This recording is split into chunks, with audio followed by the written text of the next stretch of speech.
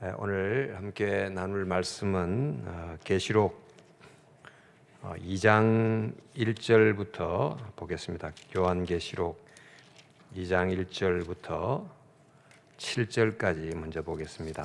계시록 2장 1절부터 7절.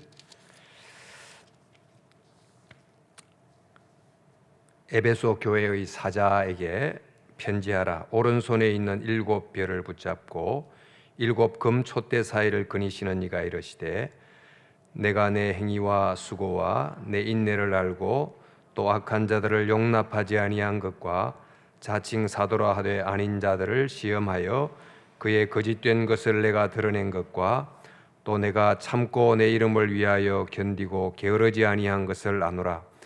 그러나 너를 책망할 것이 있나니 너의 처음 사랑을 버렸느니라.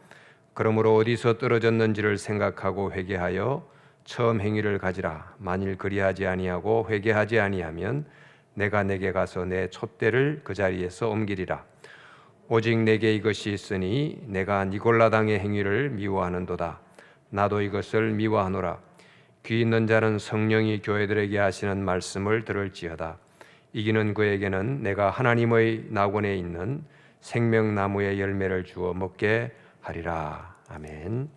우리 3장 14절부터 22절까지 이어 읽겠습니다.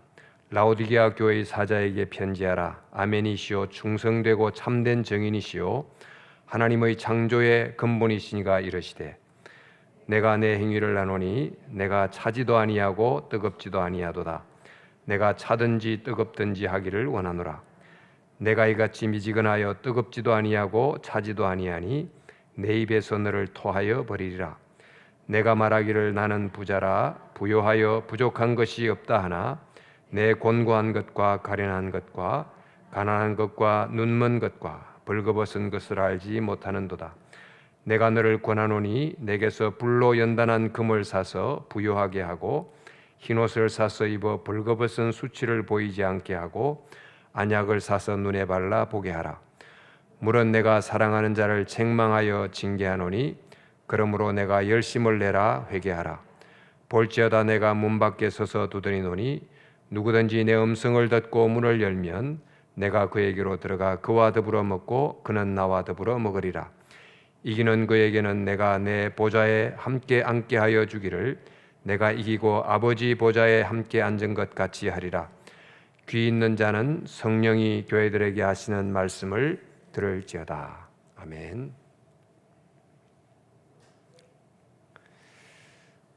우리 요한계시록은 반드시 될 일, 또 속히 될 일을 기록한 책입니다. 그 내용이 곧 예수님이 요한을 통해서 우리에게 드러내 주신 계시의 말씀이지요. 이 계시의 내용은 단순히 우리가 호기심을 갖고 있는 그 미래에 대한 내용을 예측하는 내용을 담은 게 아니고, 또 하나님의 마침내 임할 종말을 기준으로 그렇다면 지금 여기서 우리가 들어야 될 말씀이 무엇인지를 깨닫고 또 주님의 뜻대로 살게 하려고 주신 말씀입니다. 그것이 바로 예언의 말씀의 뜻입니다.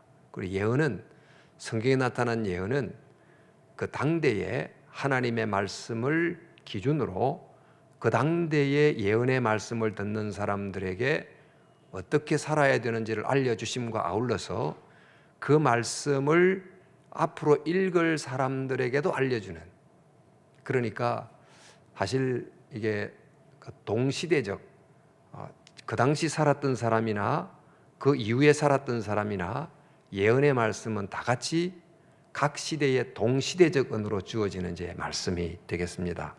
자, 그래서 우리는 이 소아시아 교회 7교회에 주신 말씀은 그 당시 존재했던 역사적 교회에 주신 말씀이면서 동시에 그 7이라고 하는 것이 상징하는 바처럼 모든 교회에게 현재형으로 주시는 말씀으로 들어야 되는 것입니다.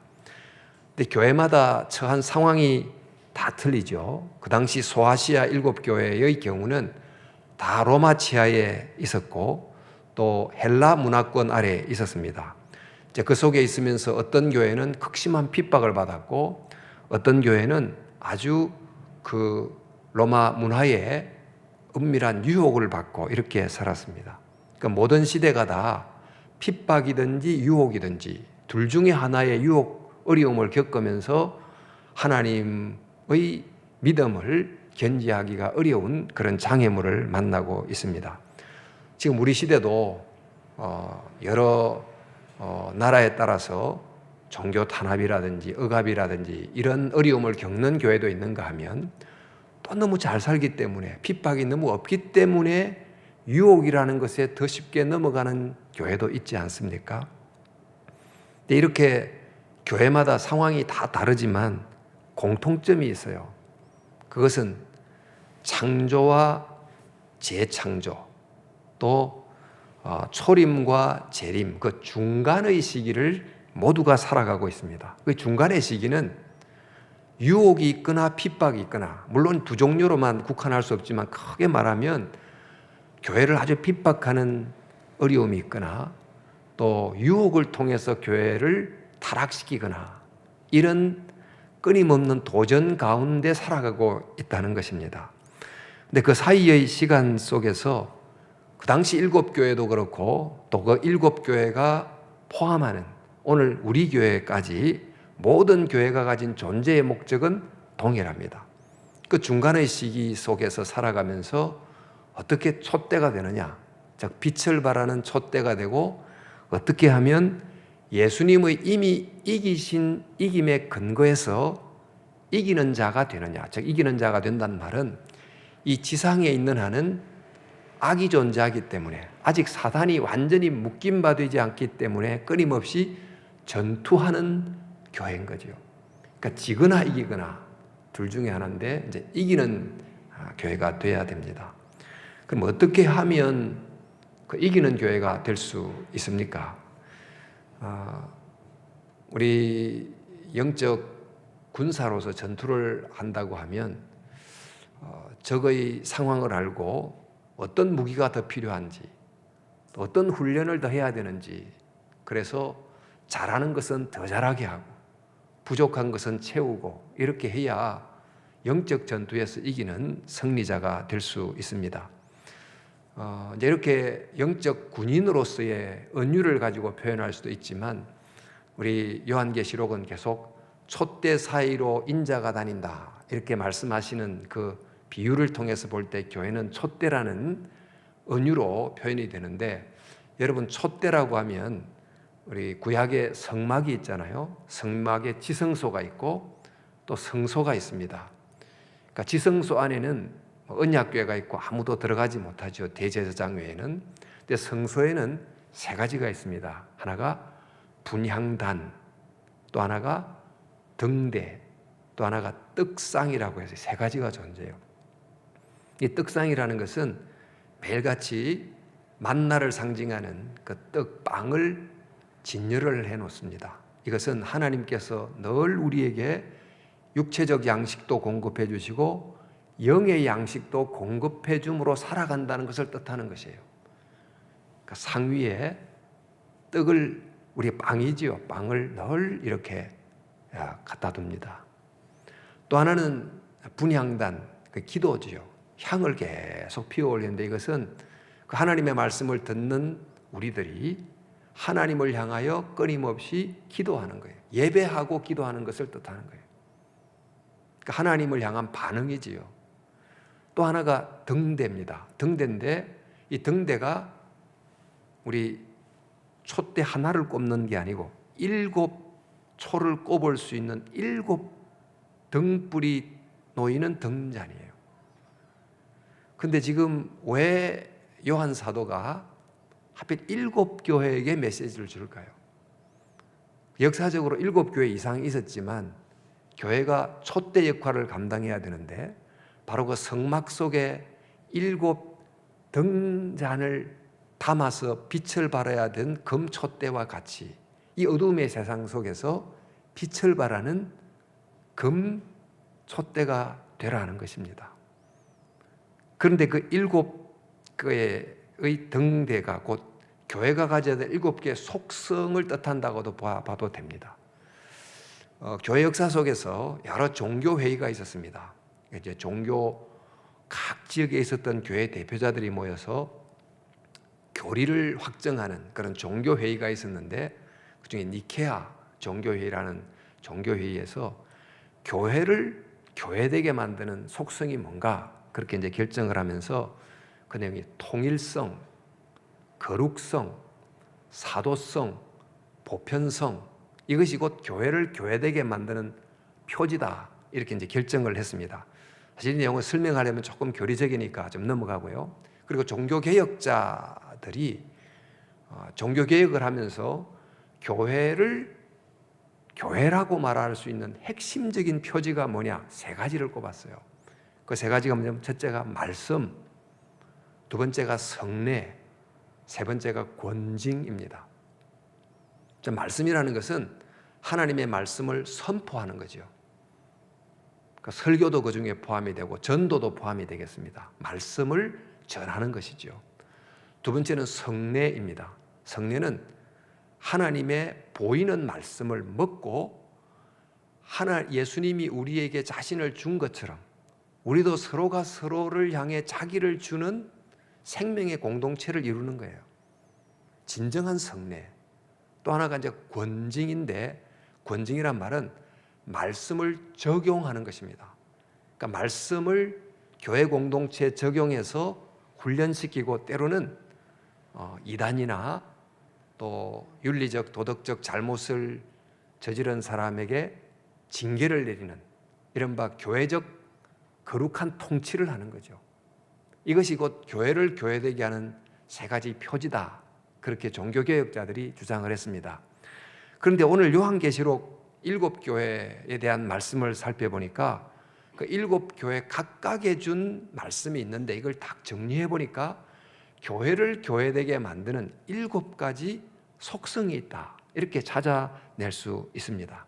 그래서 오늘 각 교회마다 한 번씩 메시지를 하면서 깊이 살펴볼 수도 있겠지만, 오늘은 그 7교회 전체를 동시에 안 보면서 교회를 교회되게 만드는, 즉 교회가 이 세상의 어둠을 밝히는 촛대가 되게 만드는 7가지 속성을 뭐라고 말하고 있는가, 이것을 살펴보면서 그 기준에 비추어서 우리는 무엇이 부족한가, 우리는 무엇을 보충해야, 무엇을 채워야 정말 빛을 발하는 촛대가 될 수 있는가, 이것을 좀 살펴보고자 합니다. 자, 이 말씀 읽고 난 다음에 이제 그 다음부터는 이 교회가 그 중간의 시기, 즉 초림과 재림 사이에 통과해야 될 세상 속에서 일어날 일들을 환상으로 쭉 보여줍니다만은, 이제 그 환상의 내용에 들어가기 전에 그 교회가 어떤 내적 준비를 가지고 정말 영적 군사로 싸워야 되는지를 이제 말씀해 주는 이 내용을 이제 보려고 합니다. 우리 에베소 교회가 제일 먼저 나옵니다. 그러니까 밤모섬에서 가장 가까운 도시가 에베소예요. 그 에베소부터 쭉 시계 반대 방향으로 이렇게 여행해 돌면 에베소에서 거쳐서 라오디게까지 여행하는 여행 경로를 따라 위치한 교회에게 각각 편지를 보냈는데, 이 에베소는 그 당시에 굉장히 큰 대도시고 또 아르테미스라고 하는 거대한 신전이 있었습니다. 근데 이 도시에 거주했던 이 교회가 수고하고 인내하고 고난을 견뎠다, 이렇게 주님이 칭찬합니다. 우상 숭배를 거절함으로 또 황제 숭배를 거부함으로 일어난 여러 가지 핍박을 감수를 했다는 뜻이 되겠고, 그리고는 그 교회 안에 거짓 사도를 분별했다고 말합니다. 여러분, 지금도 이단이 있습니다. 우리 한국에도 이단이 참 많습니다. 특별히 요한계시록과 관련된 정거장막이라고 하는, 신천지라고 하는 등등의 이단들이 많이 있습니다만은, 그 당시 1세기 교회 당시에 가장 보편적인 이단은 영지주의라고 하는 이단이었어요. 이 영지주의는 우리 성경은 그 헤브라이즘에 기초했다고 보시면 됩니다. 그러니까 영육 일원론으로 봐요. 그런데 헬라의 이원론은 보이는 것과 보이지 않는 것을 완전히 분리시키고 영혼과 몸을 구분하는 그 이원론에 기초해서 영지주의는 구원을 받는데 구원의 대상이 뭐냐면 우리 존재가 구원받는 게 아니고 우리의 영혼이 구원받는 거죠. 우리의 영혼이 구원받았으면 육체는 구원의 대상이 아닙니다. 그 영혼이 구원받았으면 이 버림을 받아야 될 육체는 육체를 가지고 대충 살아도 된다고 생각하면서 비도덕적으로 사는 것을 그렇게 심각하게 생각하지 않는 가르침, 이게 이제 영지주의의 가르침입니다. 이제 그래서 그런 가르침이 있게 됐죠. 그런데 이제 그런 가르침을 가르쳤던 사람이 니골라와 그를 따르는 무리들이었어요. 이 니골라란 사람은 그 초대교회 7 집사를 뽑았는데 그 중에 한 집사였을 거라고 보는 학설도 있습니다. 그는 그 헬라파 유대인이기 때문에 그가 헬라의 철학을 따라서 그 성경의 내용을 곡해해서 이제 가르치기도 한 것 같은데, 자, 이런 사람을 분별했어요. 이 가르침은 옳지 않다고 분별하는 교리적인 깨어있음이 있었다는 거죠. 그러니까 진리에 대한 깨어있음이 있었는데 이런 과정이 길게 시간이 흐르면서 하나를 서서히 잃어가게 됐어요. 그게 바로 첫사랑을 잃어가게 됐다는 것입니다. 그러니까 시간이 지날수록 말씀에 대한 분별력이 뚜렷해지고 진리에 대한 깨달음이 분명해지는데 동시에 사랑도 더 깊어져야 마땅하지만 에베소 교회는 사랑이 처음보다 점점점 식어지게 됐어요. 그런데 이 첫사랑이 뭘까요? 우리는 그냥 첫사랑, 그러니까 주님을 향한 첫사랑 이렇게 생각을 합니다. 그런데 이 첫사랑이 뭔지를 정확하게 알기는 어려운데 맥락을 통해서 가만히 보니까 이 교회를 향해서 주신 경고의 말씀이 이 너희들이 첫사랑을 회복하지 않으면 내가 너에게 가서 너희의 촛대를 그 자리에서 옮기리라, 그런 말씀을 하셨어요. 그러니까 촛대를 옮긴다, 이 말은 교회의 본질이 촛대인데 교회가 교회의 본래의 역할을 하지 못하게 된다는 거예요. 교회가 그 존재 의미를 상실한다는 것입니다. 그러면 교회로 하여금 교회의 존재 의미를 상실케 만드는 그 핵심 요소가 뭡니까? 이 사랑인데 그 사랑은 어떤 건가? 그 사랑은 교회 내부에 있는 그 악한 자들, 즉 니골라와 그를 따르는 무리들과 교리적으로 다투면서 하다 보니까 성도들 사이에 사랑이 식어지고 계속 당신은 옳습니다, 당신은 틀렸습니다 하고 판단하고 평가하면서 사랑이 서서히 식어갔을 가능성이 있다고 봐요. 또 내부적으로 교리적 어떤 확실성을 가지고 다투다 보니까 내부의 에너지를 너무 쓰다가 외부의 영혼을 구원하는 영혼에 대한 사랑이 식어갔을 수도 있다고 보는 것입니다. 그러니까 처음에 에베소 교회가 시작됐을 때 정말 복음 전파에 대한 뜨거움, 영혼에 대한 구령의 뜨거움, 사랑이 있었는데 내부적으로 그 이단들과 자꾸 싸우면서 서서히 서로 간의 사랑과 영혼 구령에 대한 사랑이 서서히 식어가게 됐다. 이 점을 주님이 지적한 것 같아요. 그래서 교회를 교회되게 하는 제일 첫 번째 표지가 뭐냐? 그건 바로 영혼에 대한 사랑이다. 영혼에 대한 사랑이 없으면 교리가 옳고 그르고를 따진다 할지라도 그것은 하나님이 보실 때 교회 가치, 존재 가치가 없어져 버리는 그런 교회가 된다는 것입니다. 그러니까 에베소 교회를 향해서 주시는 말씀은 영혼에 대한 사랑이 식지 않아야 되는데 바로 그 사랑이 있느냐? 그걸 묻는 거예요. 또 지금 선교가 자꾸 어렵다 보니까 우리 안에서 교회 다니는 그 또 하기가 힘든 상황이 되어가고 있는데 그럴수록 영혼 구령에 대한 식지 않는 사랑이 있어야 되는데 이것이 점점 식어버리는, 그래서 선교에 대한 열정이 식어버리는, 이렇게 되면 주님께서 책망하신 에베소 교회를 향한 책망을 받게 될 위험을 갖고 있다, 이렇게 볼 수 있겠습니다. 자, 두 번째 교회가 스무나 교회지요. 스무나 교회는 로마가 아주 작은 도시국가에서 굉장히 세력을 확장해서 제국을 이루게 되지 않습니까? 그런데 그 당시 로마가 점점점 확장될 때 도시국가들 사이에 로마의 줄을 선 도시들이 있잖아요. 그러니까 초기부터 로마의 줄을 섰던, 로마의 충성을 다했던 도시가 스무나 교회예요. 그래서 이 스무나라는 도시는 다른 도시에 비해서 황제 숭배가 굉장히 강했습니다. 그런데 스무나 교회 가운데 이 황제 숭배는 우상이니까, 여러분 알다시피 주는 그리스도시요 살아계신 하나님의 아들이십니다 하고 베드로가 신앙을 고백했던 바로 그곳이 가이사라 빌립보라고 한 도시잖아요.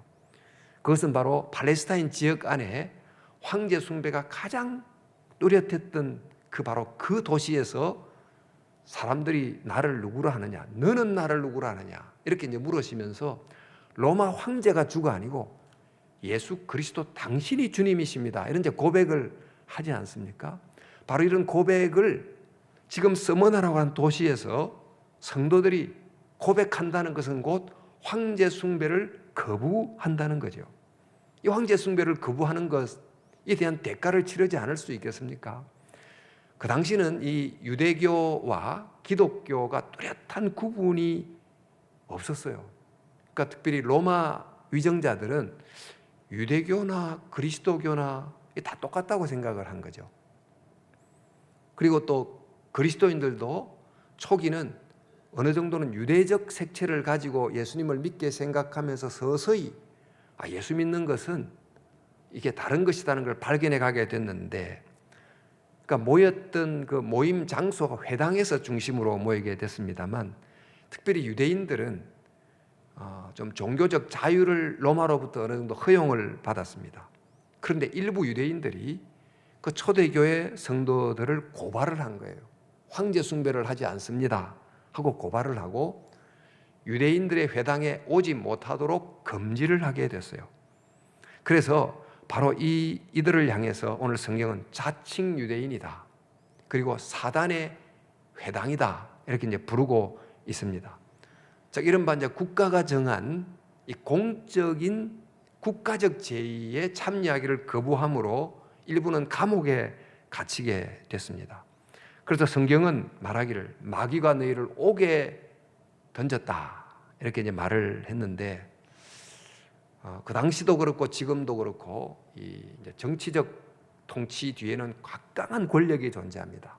지금 이제 경제가 어쩌면 정치 이상의 권력을 행사하고 있는데, 이것은 단순한 정치고 경제가 아닌 그 뒤에, 우리 뒤에 가면 나오겠지만 용이라고 하는, 짐승이라고 하는 영적 세력의 수하인 노릇을 하는 경우가 많습니다. 자, 이런 우상 숭배와 국가 제의를 참여하지 않으므로 그들이 어떻게 되는가? 2장 10절에 보니까 너희가 10일 동안 환난을 받으리라. 그러니까 10일 동안 환난을 받는다. 문자적으로 딱 10일 동안 환난을 받는다, 그런 뜻이 아닙니다. 여러분 요한계시록을 읽을 때는 반드시 구약 성경과 굉장히 긴밀히 연결되어 있기 때문에 구약 성경을 배경으로 읽어야 되는데, 이 열을 하면 어떤 사건이 생각이 나십니까? 다니엘과 세 친구가 바벨론으로 포로로 잡혀가게 됐습니다. 그때 우상에게 바쳐진 음식을 먹도록 그들 앞에 음식이 차려졌어요. 그런데 다니엘과 세 친구는 이것이 우상에게 바쳐진 음식임을 알고 열흘 동안 우리는 채소만 먹겠으니 열흘 이후에 우상 고기가 있는 음식을 먹은 사람들과 채소만 먹은 우리들의 얼굴을 한번 비교해 보소서 하고 열흘의 테스트 기간을 가지잖아요. 그 테스트 기간을 지나고 나서 보니까 다니엘과 세 친구의 얼굴이 훨씬 더 빛나는 그런 결과를 갖게 됐던 기록을 우리가 봅니다. 그래서 이 열흘이라고 하는 것은 하나님이 정해주신 일정한 환난의 기간인데, 그 기간을 충성되이 통과하기만 하면 결과적으로 생명의 멸류관을 얻게 된다, 그런 이야기를 하고 있습니다. 국가에 대한 복종, 그 국가에 대한 복종이 하나님의 말씀과 부합할 때는 복종을 하지만 하나님의 말씀과 상치될 때는 국가에 대한 복종이 아닌 주님께 대한 복종을 택하게 되지 않습니까? 자, 우선 여기서 공적 영역에서 이 서머나 교회는 주님께 대한 충성을 선택했다. 이 땅에 교회가 존재합니다. 교회의 충성의 대상이 뭐죠? 요즘에는 이제 국가가 그 정도 위치는 아닙니다만은 지금 가장 강력한 그래도 충성의 대상이 이제 국가가 되어 있는데 국가를 향해서 충성을 맹세하는 국기를 향한 맹세도 하고 이렇게 합니다. 근데 어떤 나라는 개인보다도 국가가 훨씬 중요한, 또 어떤 나라는 국가도 있지만 개인의 인권이 중요한, 체제에 따라서 다르긴 합니다만은 그러나 여러분, 우리의 충성의 대상은 국가가 아닌 주님이죠. 그러니까 교회는 처해 있는 국가의 상황이 다 틀리지만 하나님의 법을 따라 통치하는 한 국가에게 순종합니다. 그러나 주님의 법에 거역할 때는 국가에 대한 불순종을 할 수도 있는, 그러니까 우리의 궁극적 충성의 대상은 주님이시죠. 그러니까 교회를 교회되게 만드는 두 번째 표지가 뭐냐? 주님에 대한 충성이 두 번째 표지예요. 그러니까 문화에 대해서 또 정치에 대해서 타협치 않고 주님께 대한 충성이 두 번째 표지다. 세 번째 교회가 버가모 교회입니다. 자, 우리 2장 12절 보면 버가모는 정치 문화 중심지였고 또 알렉산드리아가 그 당시 가장 큰 도서관이 있었고 여기도 굉장히 큰 도서관이 있었을 뿐만 아니고 제우스 신전을 비롯한 4대 신전이 있었고 세계의 황제 신전이 있었습니다. 이런 신전들이 많았기 때문에 이 도시는 어떻게 불렸는가 하면 2장 13절 한번 보시면 거기는 사탄의 권좌가 있는 데라 이렇게 되어 있어요. 그러니까 신전과 황제 숭배를 드리는 이 신전 뒤에는 사탄의 보좌가 있다, 사탄의 통치가 있다, 이런 이야기입니다. 자, 이런 이 제의를 강요받는 상황 속에서 황제 숭배를 거부하면 공식적 재판 절차도 없이 바로 처형을 받을 수 있었습니다. 그러면서 처형당한 한 인물이 나와요. 그 사람이 바로 안디바입니다. 13절에 내 충성된 증인 안디바가 너희 가운데 곧 사단이 사는 곳에서 죽임을 당했다, 이렇게 나와 있어요. 자, 여러분, 제가 본문을 다 읽지 않고 막 하다 보니까 조금 이야기가 따라오기가 힘들지 모르겠습니다만은, 자, 여러분, 안디바가 이제 순교를 당합니다. 우리가 지금 교회에서 핍박이 왔는데 어떤 한 집사님이나 장로님이 순교를 당했다고 하십시다. 그러면 교회가 어떤 반응을 보일까요? 저분은 순교를 당했다, 너무 영광스러운 순교를 당했다, 이렇게 말하는 분도 있겠지만 저렇게 하면서 믿을 필요가 있는가? 아니, 목숨을 걸고 저렇게까지 믿어야 되는가? 이렇게 말하는 사람도 있겠지요. 지금 이 교회가 황제 숭배를 거부하면서 목숨을 잃은 것을 어떤 사람은 영광스럽다고 추앙하는 사람이 있는가 하면 어떤 사람은 그럴 필요가 없다라고 생각하는, 그런 짓은 어리석다고 말하는 무리가 있었어요. 바로 여기 나타난 것이 발람의 교훈을 지키는 자들이라는 사람이 나와요. 이 구약의 발람이라는 선지자가 어떤 사람입니까? 하나님의 백성을 이교의 제의에 참여하도록, 우상에 절하도록 백성들을 유혹해낸 거짓 선지자가 바로 발람이라는 선지자잖아요.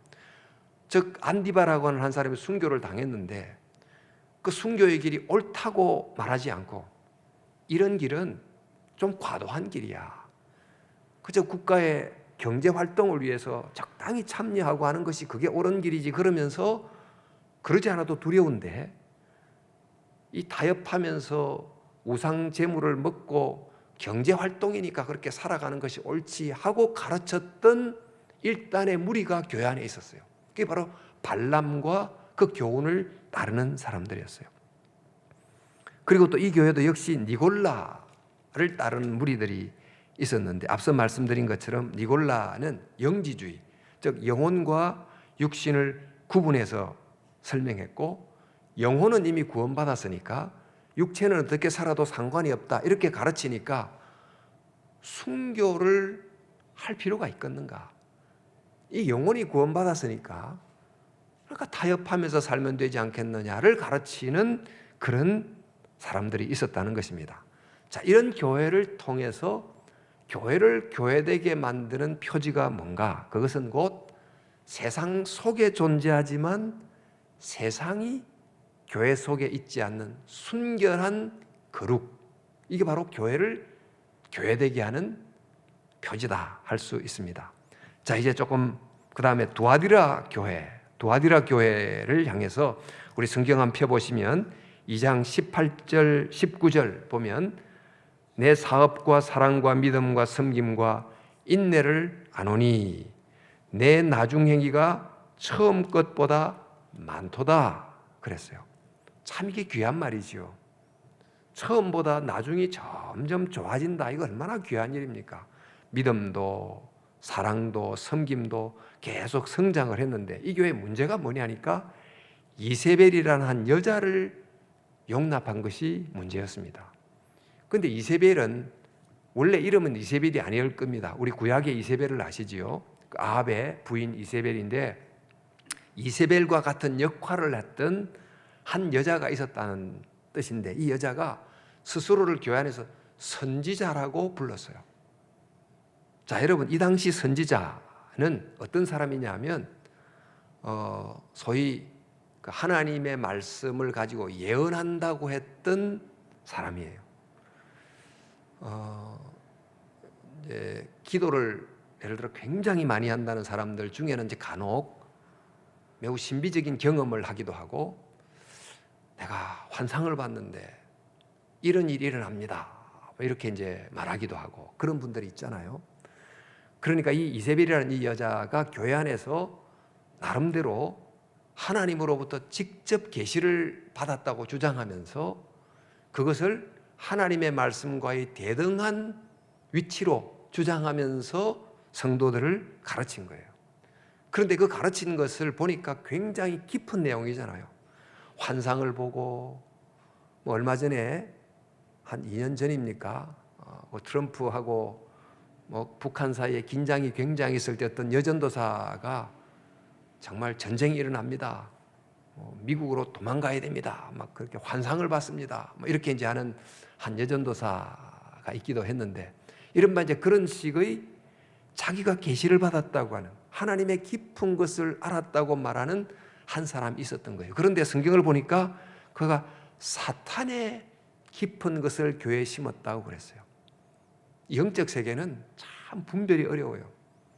이 출처가 사탄에서 온 건지 성령에서 온 건지를 명확하게 구분하기가 굉장히 어렵잖아요. 근데 주관에 속해 있기 때문에 결국 이것을 판단할 수 있는 기준은 말씀이거든요. 하나님의 말씀에 근거해서 이것을 판단해야 됩니다. 그래서 바로 이런 그 이세벨과 그를 따르는 무리들을 향해서 주님 주시는 말씀이 2장 21절에 내가 그에게 회개할 기회를 주었으되 자기 음행을 회개하지 아니하다. 여기서 성경에 나온 음행이라는 것은 다 우상 숭배를 말하는 건데 자기가 환상을 통해 봤다는 이 자기 확신이 너무 강하니까 아무리 하나님 말씀을 갖다 대도 돌이키지 않는 거예요. 우리 지금 이단들도 뭐 신천지 와서 뭘 주장하면 요한계시록 이야기를 가지고 이야기를 해도 자기 확신이 너무 강하니까 옳은 말도 알아듣지를 못해요. 자, 그래서 교회를 교회되게 하는 또 하나의 중요한 덕목이 뭐냐? 그것은 바로 분별이에요. 말씀을 기초로 한 분별. 이것이 굉장히 중요하다는 것을 알 수 있는 것입니다. 자, 이제 그 다음에 사대교회인데 사대교회는 사대란 도시가 굉장히 퇴폐한 도시였어요. 이 퇴폐한 도시 속에서 일부 매우 신실한 성도들이 있었습니다. 3장 4절 말씀해 보면 사대에 그 옷을 드립히지 아니한 자 몇 명이 내게 있어 흰옷을 입고 나와 함께 다니리니 그들은 합당한 영혼이라 이렇게 되어 있는데, 옷을 더럽히지 않았다, 흰옷을 입었다, 이 말씀의 뜻은 성경의 흰옷, 이것은 성도다운 행실을 뜻합니다. 매우 퇴폐한 도시 속에서 정말 성도의 아름다운 모습을 드러내며 살았다, 그런 뜻이지요. 그 성도가라는 이름이 바로 거룩한 물이잖아요. 참 이게 함부로 붙이기 어려운 이름이죠. 우리 가톨릭은 성자 이렇게 말합니다. 그러니까 성자 그러면 보통 사람에게 붙이는 이름이 아니죠. 근데 그걸 복수형으로 말하면 그게 성도가 되는 거예요. 근데 성도란 이름을 가지고 살아가는데 실제 생활에서 그렇게 거룩한 흰옷과 같은 행실을 보이며 산다, 이거 참 어려운 일 아닙니까? 근데 그 교회에 많은 성도들이 있는데 그중에 불과 몇 사람만이 깨끗한 흰옷을 입은 행실을 보였다는 것이에요. 그런데 대부분 성도는 그러지 못했습니다. 어떤 모습을 보였느냐, 3장 1절에 내가 내 행위를 나누니 내가 살았다는 이름은 가졌으나 실상은 죽은 자로다. 이 말씀의 뜻이 뭡니까? 이름은 거룩한 물인데 실제는 전혀 이름에 답하지 않는 거룩한 행실과 관계없이 살았다, 그런 뜻이 되겠습니다. 그래서 주님은 이들을 보고 너희들의 행위에 온전한 것을 찾지 못했다, 이렇게 책망을 합니다. 제가 아는 한 분이 아이 이름을 붙였는데 이름이 요즘에는 이름을 아주 재미난 이름을 많이 붙이기도 하는데 그 당시 이름은 다움이라고 붙였어요. 그러니까 진실, 착함, 친철, 그 사람답게 되라, 그런 모습 다움으로 붙였는데 사실 이름과 실제의 차이가 우리 모두에게도 경험이 되는 바입니다만은 그 이름답게 산다는 것 참 어려운 과제입니다만은 이 사대교회는 그 격차가 너무 벌어지고 있었습니다. 지금 이 세상에서 교회가 좀 비난을 받는 이유가 있다면 제일 첫 번째 이유가 뭘까요?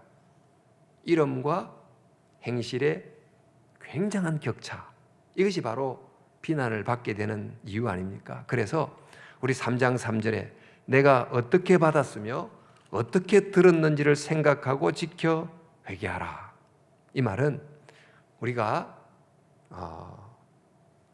정말 우리가 예수님을 믿으면 그 어떤 이름을 부여받습니다. 그리스도인이라고 한 세례를 받을 때, 또 어떤 군인이 되면 이제 당신은 장교입니다 하는 이런 이름을 부여받잖아요. 그 이름을 부여받았다면 그 이름에 답게 살아가도록 책임을 받는 거지 않습니까?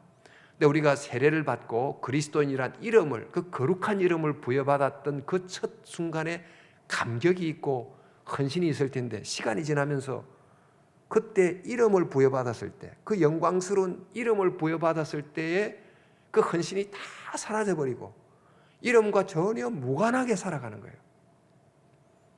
군인이면 군인답게 살아야 되는데 전혀 군인답지 않게 산다든지 이런 것들이 이제 이름과 격리된 삶을 살아가는 것입니다. 그래서 교회를 교회되게 만드는 중요한 또 하나의 표지가 있다면 그것은 바로 거룩한 행실이라는 거예요.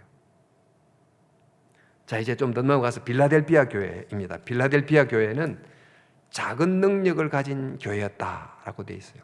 교회 중에 아마 규모가 제일 작았던 교회인 것 같아요. 재정도 부족하고 교인 수도 부족하고. 그런데 이 외적으로 이 부족한 것도 좀 그렇지만 스스로 우리는 작은 능력을 가진 교회다 하는 겸손한 마음을 갖고 있었던 것 같습니다. 여러분, 내가 부족하다 이런 겸손한 마음을 가지면 주로 어떻게 할까요? 나는 부족한 게 별로 없다. 이제 그 다음에 이제 라오디게아 교회가 나오겠는데 굉장히 대조를 이룹니다만은 라오디게아 교회는 나는 부족한 게 없다 이렇게 생각하는 교회였고, 빌라델피아 교회는 우리에게는 능력이 참 부족하다라고 생각하는 교회였어요. 자, 능력이 부족하다고 하면 어떻게 할까요? 더욱 주님을 의지하겠지요. 더욱 하나님의 능력을 간구했을 것입니다.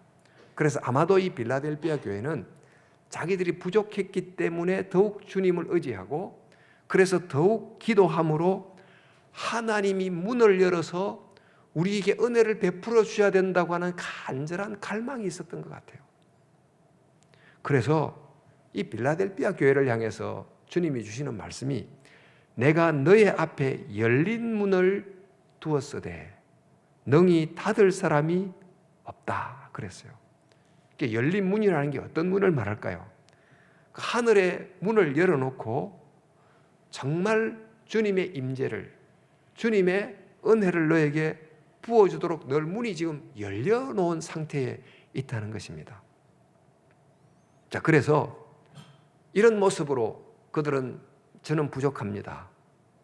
그러니까 하늘의 열린 문을 통해서 주시는 은혜를 받아야 제가 살 수 있습니다라는 그런 겸손한 마음으로 이제 살아갔는데, 그 당시 모든 교회들이 핍박을 받고 특별히 유대인들이 초대교회 교인들을 굉장히 힘들게 했습니다. 그런데 오늘 여기 보니까 참 특별한 일이 일어나요. 3장 9절 말씀에 보면 그들로 와서 너의 발 앞에 절하게 하고 이렇게 돼 있어요. 여러분, 유대인들이 초대교회를 핍박을 하는데 그 초대교회가 능력이 굉장히 많고 인원수도 많고 그러면 그 파워에 눌려가지고 절을 할 수도 있지 않겠습니까? 그런데 이 빌립보 교회는, 빌라델비아 교회는 능력도 부족하지요, 재정도 부족하지요, 힘도 없지요. 그런데 왜 이런 약한 교회 앞에 가서 절을 합니까? 왜 무릎을 꿇습니까? 오히려 더 짓밟아야지. 그런데 여러분, 세상이 교회를 볼 때 교회 건물이 너무너무 웅장해요. 그러면 세상 사람들이 고개를 숙이고 절합니까? 야, 교회는 너무 마음에 고개를 숙이지 않잖아요. 어떨 때 마음에 고개를 숙이지요? 정말 소박한 삶을 살아가는데 늘 주님을 의지하고 하늘의 열린 문을 통해서 주님과 교제하고 얼굴 속에 주님의 은혜가 나타나고 겸손하고 이런 사람을 보면 그 사람 앞에 마음의 고개를 숙이는 거예요. 지금 믿지 않는 사람들이 교회 규모가 크다고 고개를 숙입니까? 교회 인원수가 엄청나게 주일날 몰려 나온다고 교회 앞에 고개를 숙입니까? 그 한 사람의 인격 속에 풍겨난 향기를 볼 때 비로소 고개를 숙이잖아요. 그러니까 빌라델비아 교회는 능력도 부족하고 재정도 부족하고 그런데 늘 열린 하늘문, 즉 주님과의 끊임없는 교제를 통해서 주님의 현존이 자연스럽게 흘러나온 거예요. 이 사람들을 볼 때 주님이 어떤 분인가를 느끼게 해주는 삶을 살다 보니까 그들 앞에 와서 절을 하는 거예요. 진짜 존경을 하는 거예요. 이게 진짜 선교지요. 그래서 교회 표지가 뭔가, 교회를 교회답게 하는 게 뭔가, 그것은 번듯한 건물이 아니지요. 인원수가 아니고 재정이 아니고 교회를 교회답게 하는 것은 주님과의 동행이에요. 지금 이곳에서 주님과 동행하느냐가 굉장히 중요하다 하는 것을 할 수가 있습니다. 아마 여러분들도 누구를 향해 정말 마음의 고개를 숙이게 됩니까? 교회 성도들 중에 여러 형편으로 신앙생활하는 분들이 있겠지만 또 그리스도인이란 이름으로 높은 고위공직자 있기도 하지만 그러나 고위공직자이니까 고개를 숙입니까? 교회 성도들 중에 정말 가난하고 또 연약하고 그렇지만 참 믿음으로 살아갔던 한 분을 보면 마음의 고개를 정말 숙이게 돼요. 얼마 전 주님의 부름을 받아 가셨던 우리 박효경 집사님 기억이 이제 갑자기 말씀을 전하면서 생각이 나는데, 제가 이제 신방을 여러 차례 갔는데, 저는 그런 이 투병의 어려움에 있었으면 왜 주님이 저에게 이런 어려움을 주시나요? 저를 왜 이렇게 힘들게 하시나요? 이런 불평이 나올 만한데, 아니 신방을 간 저를 감동시켜요.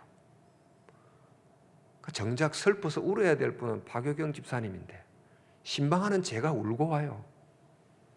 저는 정말 목사지만 이미 세상을 떠나셨으나 우리 박효경 집사님을 향하여 마음에 고개를 숙이고 저는 왔어요. 빌라델피아 교인 같은 성도들.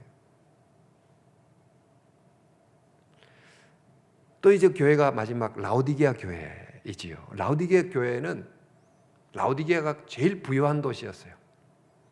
은행, 의류 제조, 의학 기술, 하여튼 우리 같으면 제일 잘 사는 동네가 이제 라오디게아인데, 그 라오디게아 교회는 또 온천이 있어가지고 온천욕을 즐겼다 그러면 일단 부유한 사람들이 누리는 이 호사 아닙니까? 근데 이 온천물이, 그러니까 온천 발생지에서 물이 흘러오면서 서서히 식어가지고 좀 미지근하게 된 것을 비유로 해서 너희들의 신앙이 뜨겁지도 차지도 않다 이렇게 했는데, 이 뜨겁지도 차지도 않다 이 말은 뭘 말하는 걸까요? 주님을 믿는 것도 아니고 안 믿는 것도 아니다, 이런 뜻도 있고, 또 우리 거울을 보면 요즘은 거울이 막 너무 뚜렷하게 잘 보여서 아니 내 얼굴에 모든 게 다 너무 잘 보이니까. 그런데 옛날에는 이 청동을 닦아서 만든 거울이 보니까 희미하게 보이거든요.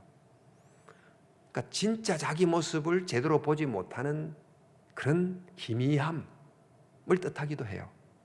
자, 여러분, 이제 라오디게아 교회는 부족함이 없었어요. 또 스스로 부족함이 없다고 생각했어요. 나는 신앙적으로도 부족함이 없고 또 교리적으로도 부족함이 없고 결핍을 못 느꼈어요. 그러니까 결핍을 못 느끼면 어떻게 되죠? 주님을 향한 간절함이 없는 거지요.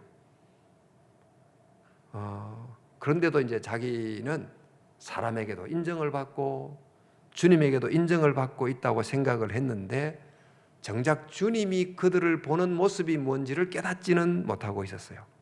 근데 주님이 그들을 봤던 판단은 그들이 생각했던 것과 정반대였어요.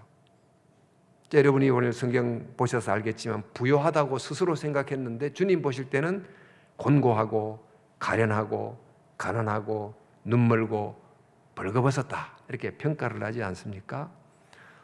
참 이게 그래요. 이게 신앙에 있어서는 고난이 힘든 거지만 우리의 눈을 뜨게 해요. 세상의 실상을 보게 해주고 나의 실제를 보게 해주는데, 참 풍요로움이 좋은데 모든 게 좋은 건 아니에요. 풍요로움이 좋기는 하지만 잠들게 만들어요. 실상을 보지 못하게 해요. 영적 눈을 감게 해요. 그래서 이 라오디게아 교회는 부족한 게 없다 보니까 열심도 없고 간절함도 없고 심지어 주님이 문 밖에 서서 두드리는 것도 못 들어요. 여러분, 빌라델피아 교회의 경우는 하늘의 문이 항상 열려 있었다 그랬잖아요. 열린 하늘 문을 내 앞에 뒀다. 그러니까 늘 주님께 기도하고 또 주님과의 임재가 있고 이걸 느끼며 살아간 것 같은데, 라오디게아 교회는 문이 닫혀 있어요. 그러니까 주님이 문을 열려고 두드려도 자기가 문을 걸어 안으로 잠그고 있고 두드리는 소리조차도 듣지 못하고 있습니다. 이처럼 주님과의 교제가 끊어진 상태 속에서의 신앙생활이 결국 어떤 모습이겠습니까?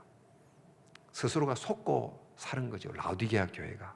그래서 주님은 불로 연단한 금을 사라, 즉 시험을 통과한 순결한 믿음을 너가 갖고 있는지를 확인해 보라.